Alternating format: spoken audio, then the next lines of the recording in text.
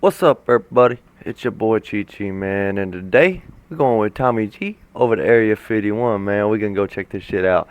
You know, Tommy G always got something good for us.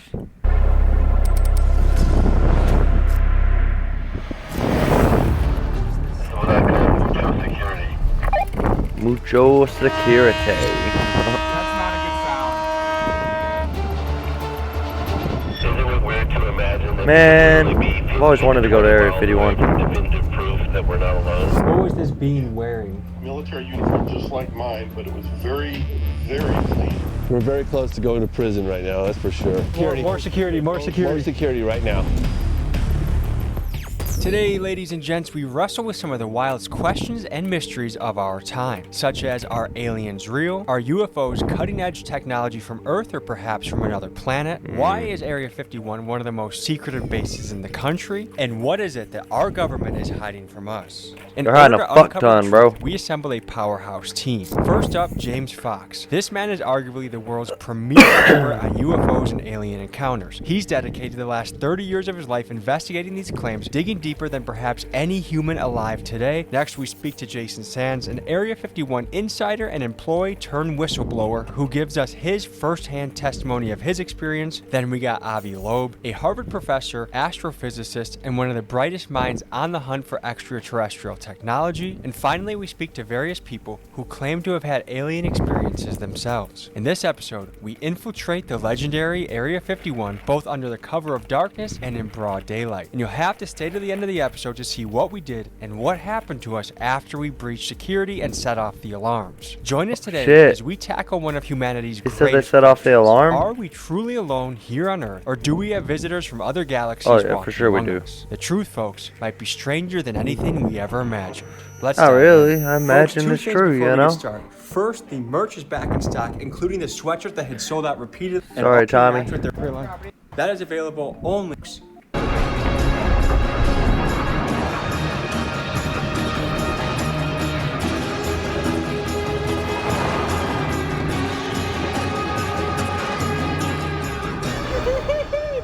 We're in the Wild West right now, folks. It's breathtaking what we're driving through right now on our way to the Alien, which is a motel in the Area 51 network. What is Area 51? Is it a place that aliens were brought to and interrogated and questioned to figure out more and kept from the public?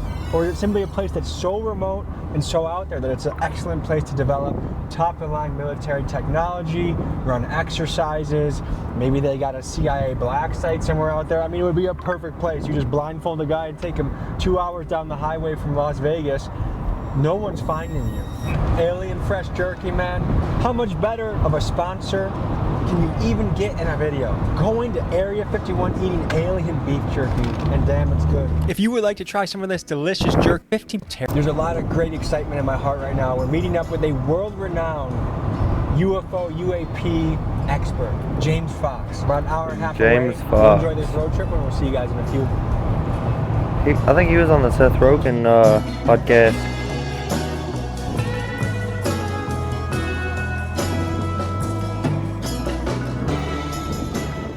So we're halfway to the Alien, and already you can tell that there's an alien culture that just permeates around here. The gas stations have aliens in them. It's just so remote. I feel like this is just one of those bizarre places where everyone has some sort of story where they saw this thing in the air. Heck, I have one of those stories. I remember in high school, we were in the back hill in this retention pond. If I had my own phone, I got it on my phone. Like, there was something moving in the air, and I saw it. Like, I know what I saw. Who knows what the explanation is? Let's keep driving. Oh yeah, we better find out though. Well, I believe they're here already, so So we're pulling up into a town, the town of Rachel, I've been Nevada, here. that has 19 people. We're gonna meet our alien expert 19 friend, people? James, and just get the lay of the land here. We arrived late in the night at the Alien, and they had a strict no filming policy. So we went nearby to the town's only gas station to meet our contact James Fox and make a game plan for the rest of the night. We were about to tuck in and go to bed, Yes, and you said you have another idea. yes. There's no better time than the present. And we're out here, and we're not gonna see anything if we don't try. Let's take our asses out to as close to the base as we can possibly get to without risk of being arrested and or shot. The use of deadly force is authorized. So Kill on sight. It's real. They're not around. If you were to hide super secret craft of non-human origin anywhere on Earth, when you come out here, you could see this would be the perfect place to do it. Is it fair to say this is one of the most top secret places on Earth? This is the most top secret place on Earth, yes. Right now, we're gonna go out to probably the most famous mailbox in history. It was the infamous black mailbox, but it became so famous because when you get to the black mailbox, you'll see a dirt road. It's completely unmarked. There's no road signs. You turn off, and that's the point where you go in on the dirt road to the base for about 20 minutes, and then you get to a sign that basically, and you'll see security.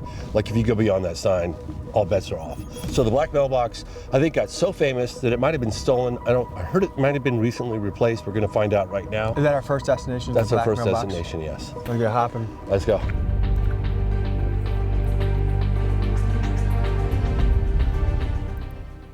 Trying to find an entrance to Area 51 can be very difficult. Your phone likely won't have service as you're near it. Some say it's the government jamming your signal. Just a black box? So this doesn't even exist. Google Maps just said nah. Others say it's just the remoteness of the location. The easiest way to spot a route into Area 51 is the infamous black mailbox. It marks one of the roads that can lead you in. However, tonight, we suspected that the box had either been taken down or stolen because we simply could not find it. Is it? Tommy G coming over. Gang, gang, baby, we're ready to slide the block. Drive down this dirt road. He said, gang, gang, baby. Did we miss the mailbox, or is that still ahead? I think we missed it. We'll see a dirt road connecting to this road in the next mile or so on the right-hand side. Over. Damn, these motherfuckers going back in there, ain't they? Over. Isn't it weird to imagine that we could literally be 15 to 20 miles away from definitive proof that we're not alone? 15 to 20 minutes away from information that could change the entire world. Yep. What has motivated you to dedicate your entire adult life to chasing down and researching these things? Imagine if our government had definitive proof that we're not alone in the universe, whether you believe it or not. But if you felt that was true, could you just walk away easily from that story? I feel that every man, woman, and child has a right to know, and I feel it's an incredibly important and significant piece of the puzzle, and it's difficult to walk away from. I have to give huge credit today to I my agree with friend, that. Julian Dory. He is the key behind all this happening, the connection to James Fox. He was the key behind the Trump assassination video, and he's the key behind the Scientology video that we have in the works as well. The show love to Julian, links in the description. Blow him I'm gonna go follow him. Big dog gotta eat. And thank you, Julian. Guys, do you see that red light off in the distance, kind of at our 1 o'clock? Yes. That apparently got all sorts of sensors, including video. They're watching us come in right now. This is security. This is definitely security up there. No question. Over.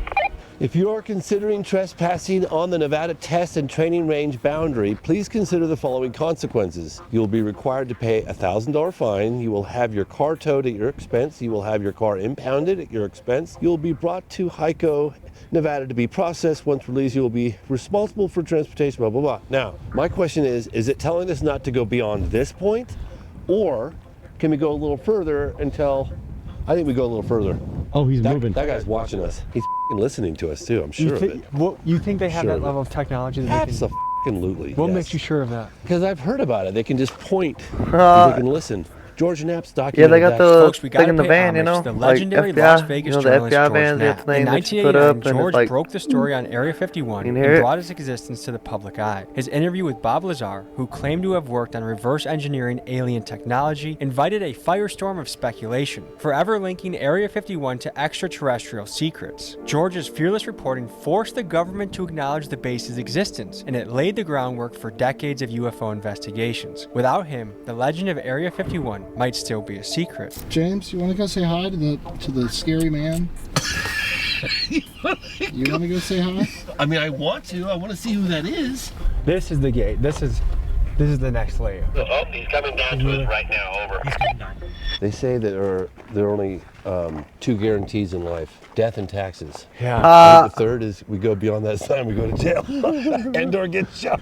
What we know about this base is you can tell, like we just drove in down 30 miles of dirt road to get here. You just simply can't imagine just how remote this place is until you come out here and see it in person. It just doesn't. You know, it's hard to convey. And the level of secrecy.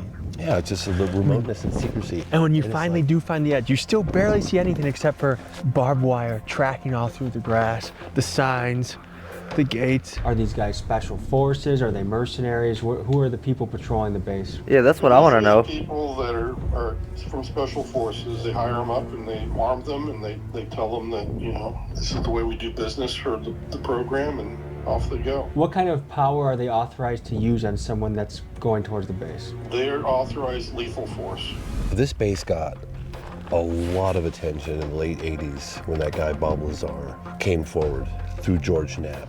It was initially as a incognito, anonymously he came forward, and then ultimately because for fear of his life, he was saying that there were craft of non-human intelligence in the possession of the military, and they were being housed by Papoose Lake in a series of camouflaged hangars that were built in the side of the mountain. They have no wings, they have no tail, they have no visible means of propulsion, they make no sound, they don't have any air disturbance, very little noise. Some people will talk about a slight buzzing or humming sound within a certain proximity of them.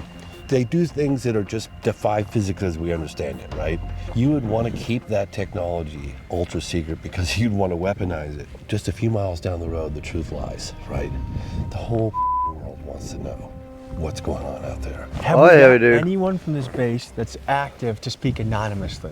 Sorry, active?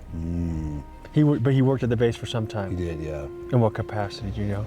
In non-military lingo, how would you explain to a layman what your career consisted of? It's like counterintelligence work where you're trying to prevent the enemy from finding out about what you're doing. How long did you serve on that base? I was there for 6 years.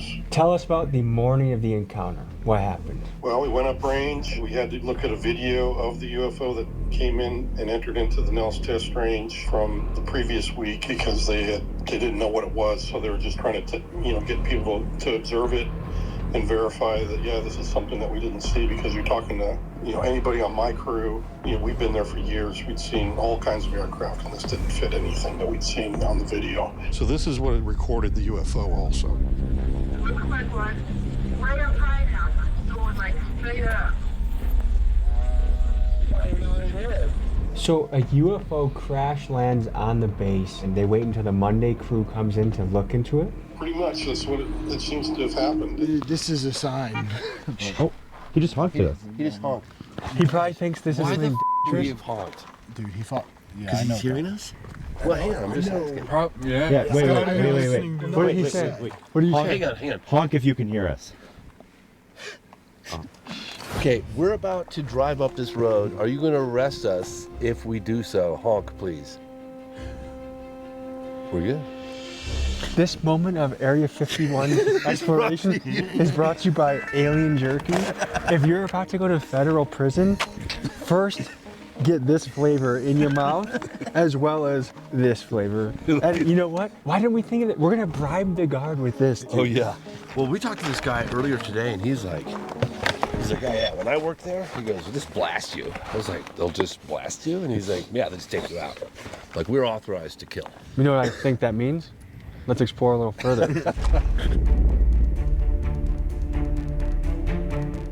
All right, what I'm trying to do right now is I just want to see where the barbed wire is. Where is the barbed wire, guys? Man, you can't even tell. We're very close to going to prison right now, that's for sure. Guys, here comes more Hey, security. more security. More security Oh right shit. now. Holy shit, the truck's coming up, look at that. Yep. Holy shit. He's coming quickly, too. Look how f***ing windy it is, dude. It's cold, desolate, and there is government forces assembling right now. I know. They're letting us know that they know that we are right here. The question is... They're going together. I mean, one thing we can say for sure is we will all be going to jail if we cross the line. The question is, where exactly is the line? The only way to do it is to walk up the barbed wire from the Yeah, gate. I've already walked. Well, you want to drive down there and see it? Sure. All right. So look, see how- Land Survey Monument. that's just government bullshit to keep us off the land. What happened next was strange. As we turned off our cameras to take a couple iPhone photos, we heard a noise, but not just any noise, one that had an eerie, metallic, and otherworldly sound. This is what followed immediately after. What the f*** do you hear? It sounded like metallic, something big, metallic, and somewhat loud. I thought someone was coming. I thought You heard it? you heard it. You heard it? Are you sure that wasn't my car? Positive. It came from right over there. No question. Well, you know, I told you guys they had a 99% chance of seeing security, and we saw security. We're gonna fold our cards for tonight in case they have any devices that can hear us. Oh, they can hear us. We just want to know the truth. Can you hear us? I have some beef jerky I can offer you. I repeat, I said beef jerky. I don't know if it's working. What we're dealing with right now is like there's so much disorientation and trickery that happens, like hearing certain noises. Like they said they heard this metallic thud. Was it the sign rattling or was it a secret thing happening in the background? I mean, and that's how these stories get convoluted when it comes to the supernatural or the UFOs, or, you know, there's a lot of explanations for the same thing. So like in diving into the truth of these stories, you have to figure out how credible someone's testimony is, and it's been proven that eyewitness testimony actually isn't even that accurate. But when you have multiple eyewitnesses independently corroborating a story, that's where it becomes more and more airtight. Wake up, bruh. What you doing sleeping? Alright, there you go. What the fuck?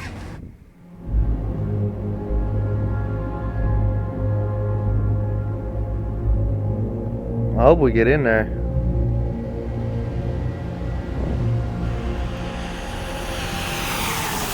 So we're going to the Alamo Inn, about 40 miles away, and kind of the other side of Area 51. There's the Alien, the Alamo Inn, and kind of if you go in between them, that's where you can go on the road to the back way of Area 51. And we're going to talk to the motel owner and actually stay there the night. And this guy, his dad worked on the base. At both of these inns, everyone in the community seems to know someone that has had an experience or seen something or knows something. So this is a obvious and good place to go for this investigation. All right, folks, we're pulling up to the most famous mailbox in the world. Well, tell the people what we're looking at right now. So this is the remnants of what was once the black mailbox. Because of the nature of secrecy of the space, there's no road signs, there's no indication of where the entry point is to Area 51. There was this black mailbox to a rancher who lives probably at that ranch out there. This mailbox became the beacon of like the entry point to go in to check out Area 51. And so everyone's just like, turn right at the mailbox or turn left at the mailbox. Like that's the dirt road into Area 51. It became just super famous, the most famous mailbox on the planet. Also, I want to draw our attention to there's mountain ranges everywhere we can look, and these are also vantage points. Yeah. And Chuck Clark spent his life documenting these vantage points, and one by one, the government shut them down. Yes. So what do you mean you shut down His place got raided. He was raided right here in Rachel, and George Knapp covered the story at the time. The story goes with Chuck that he allegedly got his hands on footage of an alien encounter so good, so compelling, that Logan Paul drove to his house with $100,000 cash to try and buy the video, but Chuck refused. It goes without saying that research from guys like Chuck Clark are foundational and lay the groundwork that allow me to continue to explore the mystery of Area 51 further.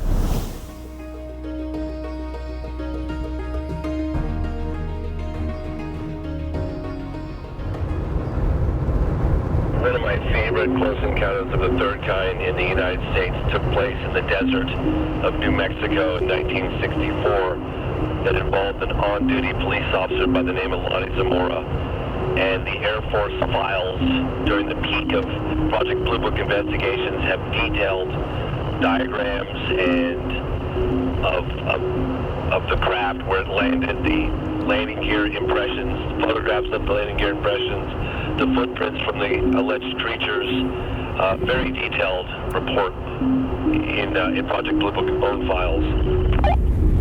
We're having a local pull up that his parents had an encounter with a non-human being. They had an encounter? Like, what do you mean they were fucking pulled up and probed? So we're gonna get to hear the story from him and see what we make of it. This is a story that my parents passed on to me. My dad was born and raised here in this valley, in Parananga Valley. He worked out at the test site in Area 51 for a good portion of his life. Because he mainly worked on the test site side when they were doing the nuclear testing. He drove the trains and everything that went down inside the tunnels and that where they'd set the bombs off and that. And then when they shut that down, then he moved over to the Area 51 side. So we're all traveling down the road. We see this guy starting to kind of hail us and starts jogging towards us, but he's walking running very funny. It looked like he was going to fall over and like he was around. I'm wondering what's wrong with him. And then as we get a bit closer, I'm starting to notice that he's got very pale skin, but it's got this blue undertone like he's hypothermic. We get to the point where he's at the corner of the front of the vehicle, and the guy in the passenger seat in the front screams he's got no ears. And I'm thinking, well, that's pretty rude. Why would he say that? And then I'm stepping out on the He said, road, well, that's pretty rude. And I look up, and indeed, he has no ears. And I'm thinking, good grief, this is really strange. Both your parents had an encounter on this road. Yes, they were coming down this road, coming over Hancock Summit here, coming back into town. They'd been out hunting or camping for the weekend, something. They were out in the hills playing around, which they like to do an awful lot. Mom says they come over the hill here, and he says you can see somebody walking down the road for quite a ways. It caught her eye. She's like, wow, what's somebody doing walking out in the middle of nowhere like this? As they got closer to it, she could see that it was dressed in, the way she describes it, is Bedouin clothing. So it was the flowing scarves and head covered and everything. Couldn't see anything other than the cloth that was around it. What was this being wearing? He was wearing a military uniform just like mine, but it was very, very clean. Then I noticed his eyes, and that's when I really got scared because the eyes were like twice as big. That's when he starts talking to me in another language. I don't know what it is, but somehow I'm understanding every word he says, even though it's a language I've never heard before. So, was it an audible language or was this telepathic? It was both. He was speaking audibly to me, but at the same time, I think I telepathically understood the words. As they got closer to it, it stepped away from the road and crouched down, along the borrow area there. When it did that, my dad continued to drive past it. She goes, hey, we ought to stop and see if they need help. And my dad just told her, no, you didn't see anything, and went on. And if you knew my dad, he's the last person in the world that's not going to stop and give somebody help, especially if they're out in the middle of nowhere like this and they're unfamiliar with the surroundings. Like, if aliens are real or creatures from another planet are real, why do you think your dad never wanted to talk about it? I think that's what the oath he took, when he went to work out there. Is that he couldn't talk about that stuff. And as he's walking away, I look back at my friends in the car, and they all look like they're zombies. This guy is not from this planet, is what I thought when I saw his features on his face. Who gave testimony Crazy, bro. behind closed doors? Did you do that in a skiff, or where did you do it? I did it in a skiff. Okay, and so were there members of Congress or chiefs of staff, like who? It was all the committee members, from the Armed Forces committees. What was the look on their faces when you started describing this alleged encounter with an alien? Shock. A lot of people that have had a sighting, an experience, are pretty quiet about it. They keep it tight to their chest. Why do you think that is? I think that they're afraid of being judged, because there's a lot of people you say, oh yeah, I had an encounter, they're gonna go, ooh, crazy, there's something wrong with this person. What was the moment in your career where you said, I think we might not be alone? October 19th, 2017. The first interstellar object was spotted by a telescope in Hawaii called Pan-STARRS. It was given the name Oumuamua, which means a scout in the Hawaiian language. This was the first object identified as coming close to Earth from outside the solar system. It was roughly the size of a football field, flat object, pancake-shaped.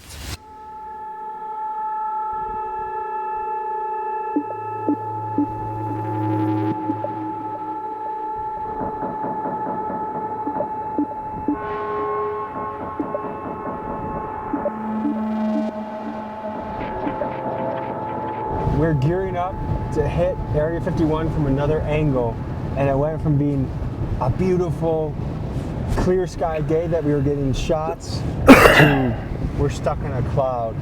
And I think it just goes to show the desert is a place that is magic tricks. Mother Nature plays magic tricks with the desert. No wonder people see bizarre shit, like just things get obscured in the desert, whether it's the mirage or the weather change.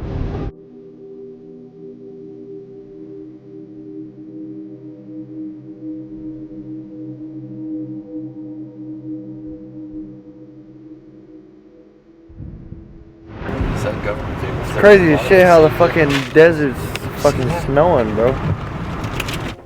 Is there another exit of the base that they're coming from that we don't know about? So I know that happens a lot, but still. I've only been down that one. I've heard about this one. It's crazy to think There's about. a parade of those have to be government vehicles that Like are over in coming by. California, you can go At from around 80, 90 5:30 degree PM, weather and go up on the mountains on the at other least 5 side, a days couple week, hours away, possibly and 7, be snowing. You'll see these white buses with no markings, with blacked out windows. That's kind of Scientology-esque. That's what we just encountered recently. Barreling out of this place down this long dirt road headed east, and then they get to 375 and then they head south, probably going to Vegas. I'm no expert in the driving habits of feds, but it seemed to me we were witnessing a convoy of Fed vehicles leaving Area 51. And for some reason, seeing all of those feds grouped together, it just felt spooky to me. Yep, there's at least 2. Looks like we got 2. One disappearing into the clouds.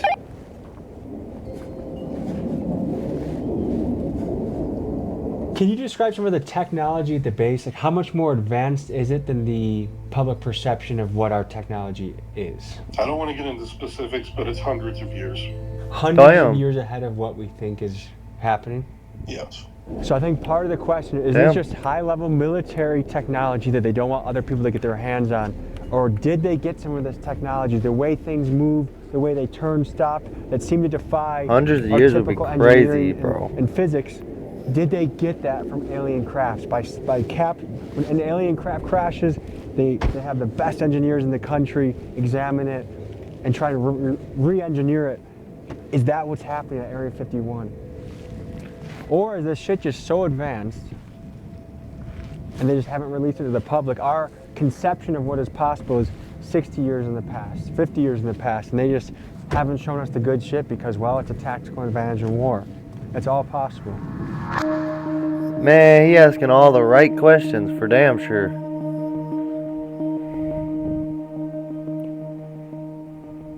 I had not gone to this entry point yet, Okay. so this is new for me.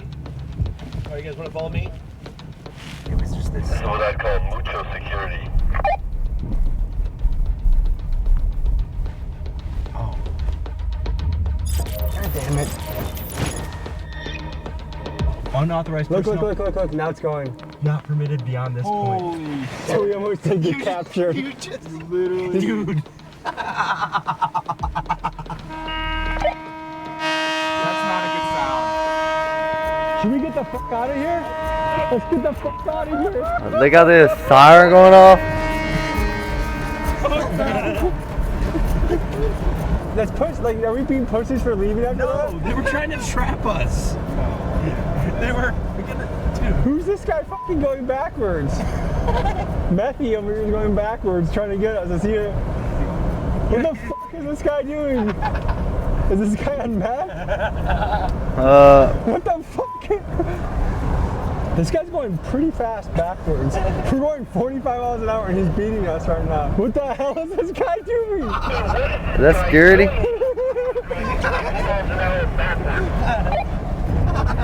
You just trespassed on federal property. You know the gate where they close, you can go into a gate and then they close a barrier behind you? That's an entrapment, yes. What happens if you get stuck in that? That's a way for them to keep your vehicle and yourselves from going any further. And they will draw their weapons on you and they will tell you, okay, you're coming with us. They'll take all your equipment, they'll dismantle your car, look at all of your cameras, look at all your film, they will confiscate everything. And you'll be lucky if you get your car back in a crate later on, let alone whether you will be serving jail time in one of their facilities right there on the site. Holy shit, that was crazy. So close to the So you think we would have been trapped if we didn't if Keegan didn't remind me to back up? Hell yeah, they would have locked you in there. 100%. 100%. God.